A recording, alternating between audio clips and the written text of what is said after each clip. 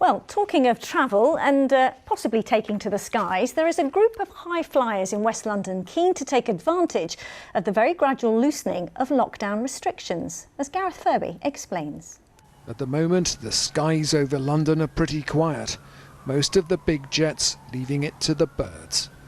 But at many small airfields, something's happening. It's nice to be getting the covers off and preparing to go flying again, especially with this fabulous weather we've all had when so many of us have been in the house. This is West London Aero Club, where for several months not much has been moving.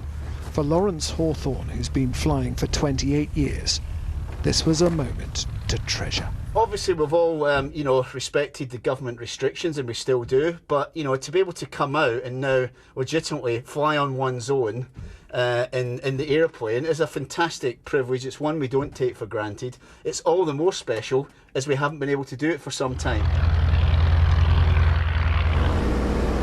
It's lovely to be up in one's own, just enjoying a different environment, especially after, a very strict lockdown. It feels amazing. I'm finally free again. Travis is only 17, and he's also delighted to be back in the cockpit. I first started flying when I was 12, when my godmother actually bought me a gliding trial experience flight. And since then I was hooked, really. Just after lockdown happened, I, had to stop flying just after I got my license, which was a shame. But now, once again, for Travis, the sky's the limit. So how do I feel about finally flying? I love the challenge of flying the plane.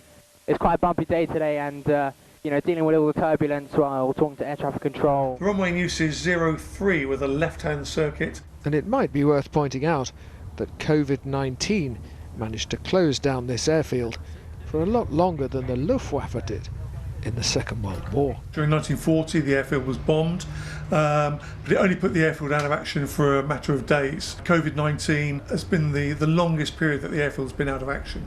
After the high of his flight, Lawrence came back down to earth.